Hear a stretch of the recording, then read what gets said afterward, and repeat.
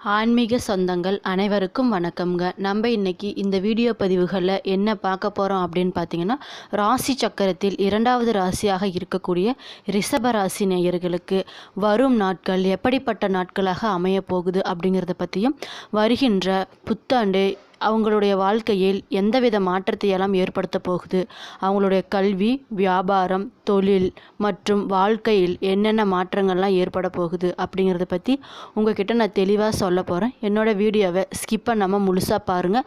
அப்போ தான் நான் என்ன சொல்ல வரேன் அப்படிங்கிறது உங்களுக்கு புரியும். அது மட்டும் இல்லாமல் இது போன்ற ஆன்மீகம் சம்மந்தமான வீடியோக்களை நீங்கள் பார்க்கணும்னா உடனே சேனலை சப்ஸ்கிரைப் பண்ணிவிட்டு கீழே இருக்க பெல் ஐக்கானே கிளிக் பண்ணிடுங்க. ஸோ வாங்க இப்போ வீடியோக்குள்ளே போகலாம். அன்பர்களே, உங்களுக்கு வரக்கூடிய நாட்கள் எப்படி இருக்குன்னு பார்த்தீங்கன்னா, குருவின் பயிற்சி ஜூன் 2 வரை உங்கள் 2வது வீட்டில் இருக்கும் மற்றும் உங்களுக்கு முற்றிலும் சாதகமாக இருக்கும். அதே நேரத்தில் குரு ஜூன் 2 முதல் அக்டோபர் 31 வரை 3வது வீட்டில் இருக்கும். இந்த நிலையில் உங்களுக்கு சாதகமான பலன்களை தரலாம் அல்லது தராமலும் போகலாம். ஆனால் லாப வீட்டின் அதிபதியின் உயர்நிலை காரணமாக உங்களுக்கு எந்த எதிர்மறை பலன்களும் கிடைக்காது. அதனால் 8வது வீட்டின் அதிபதியின் உயர்நிலையில் நீங்கள் யோகா, உடற்பயிற்சி, தியானம் போன்றவற்றை தொடர்ந்து செய்து வந்தால் ஆரோக்கியம் சாதகமாக இருக்கும். அது மட்டுமில்லாமல் அக்டோபர் 31க்கு பிறகு குரு உங்களுக்கு ஆதரவளிக்காமல் போகலாம். இந்த நேரத்தில் குரு பகவான் நடுநிலையாகவும் இருக்கலாம். உங்களுக்கு எந்த எதிர்மறையான விளைவையும் ஏற்படுத்துவதாக தெரியவில்லை. ஏற்கனவே இதயம் அல்லது மார்பு தொடர்பான பிரச்சனைகள் இருந்திருந்தால் நீங்கள் கொஞ்சம் கவனமாக இருந்து கொள்ளுங்கள். அது மட்டுமில்லாமல் சனியின் 3வது பார்வை காரணமாக நீங்கள் சிறிய உடல்நல பிரச்சனைகள் எதிர்கொள்ள வேண்டியிருக்கும். அத்தகைய சூழ்நிலையில் சோம்பல் மற்றும் சோர்வு, சில நேரங்களில் உடல் வலி போன்ற பிரச்சனைகள் குறித்து நீங்கள் புகார் செய்யலாம். எனவே யோகா மற்றும் உடற்பயிற்சியை நாடுவது உங்களுக்கு நல்லதாக உள்ளது. வரும் ஆண்டு உங்கள் உடல் நலம் நன்றாக இருக்கும் மற்றும் எந்த பெரிய பிரச்சனையும் ஏற்பட வாய்ப்பு இல்லை. அது மட்டும் இல்லாமல் உங்கள் ராசியின் அதிபதி உங்கள் 6வது வீட்டின் அதிபதியும் ஆவார். இந்த 2 இடங்களின் அதிபதி சுக்கிரன் ஆவார். எனவே அவற்றின் பயிற்சி பெரும்பாலும் உங்களுக்கு நன்றாகவே இருக்கும். சுக்கிரன் உங்களுக்கு ஆரோக்கியத்தில் எந்த தொந்தரவும் தரமாட்டார் மற்றும் குருவும் சராசரி அல்லது சராசரியை விட சிறந்த பலன்களையே தரக்கூடுவார். வரும் ஆண்டு உங்களுக்கு கல்வியில் எப்படி மாற்றம் இருக்க போகுதுன்னு பார்த்தீங்கன்னா, ஆண்டின் தொடக்கத்தில் இருந்து ஜூன் 2 வரை உங்கள் 2வது வீட்டில் இருப்பார். நீங்கள் சிறிய முயற்சியுடன் கூட படிப்பில் கவனம் செலுத்த முடியும். நீங்கள் சிறந்த பலன்களை பெற முடியும். ஜூன் 2 முதல் அக்டோபர் 31 வரை உயர்கல்வியின் உங்கள் லாப மற்றும் 8வது வீடான குரு 3வது வீட்டில் உயர்நிலையில் இருப்பார். அதிர்ஷ்ட வீடான அவரது பார்வை கல்வித்துறையில் உதவியாக இருக்கும். ஆராய்ச்சியில் ஈடுபடும் மாணவர்கள் குருவின் அருளால் நல்ல பலன்களை பெற வாய்ப்பு உள்ளது. அது மட்டுமில்லாமல் அக்டோபர் 31 வரையில் நேரம் அனைத்தும் மாணவர்களுக்கு நன்றாகவே இருக்கிறது. சட்டம் மற்றும் சுற்றுலா படிக்கும் மாணவர்களுக்கு இந்த நேரம் சாதகமாக இருக்கும். ஜூன் 2 முதல் அக்டோபர் 31 வரையிலான காலம் பயணத்துடன் தொடர்புடைய மாணவர்களுக்கு சாதகமான பலன்களையே தரும். அது மட்டுமில்லாமல் புதனின் பயிற்சி உங்களுக்கு சராசரியை விட சிறப்பாக இருக்கலாம். ஆனால் சனி, ராகு மற்றும் கேதுவின் பயிற்சியை மனதில் கொண்டு உங்கள் பாடங்களில் தர்க்க ரீதியாக கவனம் செலுத்த முயற்சித்தால் நீங்கள் வெற்றியை பெறலாம். அத்தகைய சூழ்நிலையில் முயற்சி செய்வதன் மூலம் அதிர்ஷ்டம் மற்றும் கர்மாவின் உதவியை பெற்று சிறந்த பலன்களை நீங்கள் பெற முடியும். உங்களுக்கு வியாபார ரீதியாக எப்படி இருக்குன்னு பார்த்தீங்கன்னா, நீங்கள் எச்சரிக்கையுடன் தொடர்ந்தால் சராசரி பலன்களை சிறந்ததாக மாற்ற முடியும். அது மட்டுமில்லாமல் உங்கள் கடின உழைப்புக்கு ஏற்ப அது உங்களுக்கு நல்ல லாபத்தை தரும். ஆண்டின் தொடக்கத்திலிருந்து ஜூன் 2 வரை குருவின் பார்வை உங்கள் கர்ம வீட்டின் மீது இருக்கும் மற்றும் இதுவும் மங்களகரமாகத்தான் காணப்படும். அதேபோல் ஜூன் 2 முதல் அக்டோபர் 31 வரை குரு உங்கள் லாப வீட்டை பார்ப்பார். இதன் விளைவாக உங்களுக்கு நல்ல லாபத்தை ஈட்ட முடியும். ரிஷபராசி அன்பர்களே, உங்களுடைய பலன் 2026 எப்படி இருக்குன்னு பார்த்தீங்கன்னா, நல்லதாகவே அமையக்கூடியதாக இருக்கிறது. அது மட்டும் இல்லாமல் தொழில் தொடர்பான செயல்பாடுகள் மூலம் நல்ல லாபம் ஈட்ட வாய்ப்பு உள்ளது. புதன் பயிற்சி உங்களுக்கு அதிக அளவில் சாதகமாக இருக்கும். வரும் ஆண்டு ராகு கேது பயிற்சி உங்களுக்கு பலவீனமாக இருக்கும். டிசம்பர் 5 வரை ராகு கேது உங்கள் கர்மஸ்தானத்தை பாதிக்கும். இந்த நேரத்தில் நீங்கள் என்ன செய்ய வேணும்னு பார்த்தீங்கன்னா, ஆபத்துக்களை எடுப்பதை காணலாம். இதன் காரணமாக சில விஷயங்களில் நீங்கள் இழப்புகளையும் சந்திக்க நேரிடும். கவனமாக இருந்து கொள்ளுங்கள். எந்த ஒரு புதிய வணிக முதலீட்டையும் விவேக குடும்பத்துடன் செய்வது உங்களுக்கு பொருத்தமானதாக இருக்கும். நீண்ட காலமாக உங்களுக்கு தெரிந்த ஒருவரைப் போல புதிய வேலைகளை செய்யும்போது புத்திசாலித்தனமாக இருங்கள்.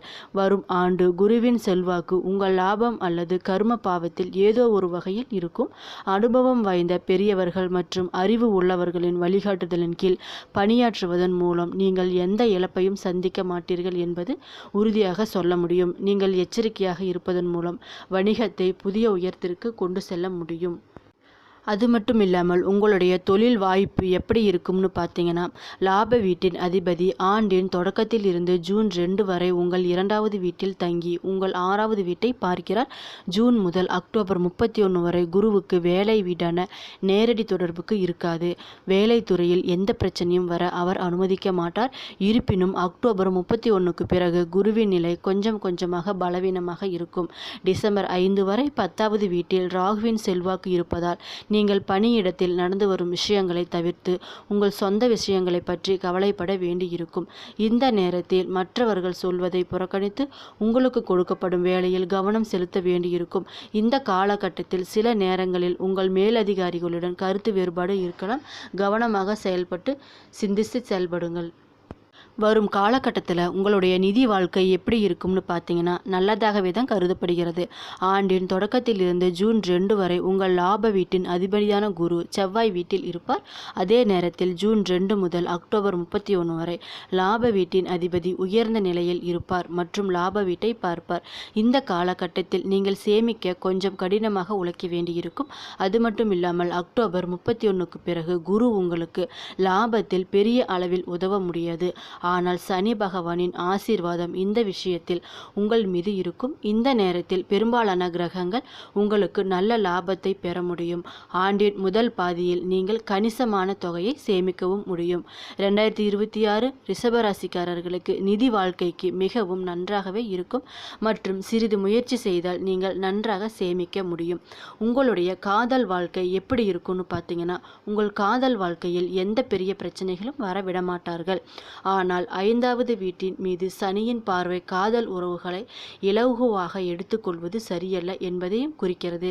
நீங்கள் ஒருவரை நேசித்தால் உங்கள் வரம்புகளுக்கு இருந்து கொண்டே உங்கள் துணையிடம் உங்கள் அன்பை வெளிப்படுத்துங்கள். குரு பெயர்ச்சி காதல் வாழ்க்கைக்கு சாதகமாகவோ அல்லது பாதகமாகவோ இருக்காது.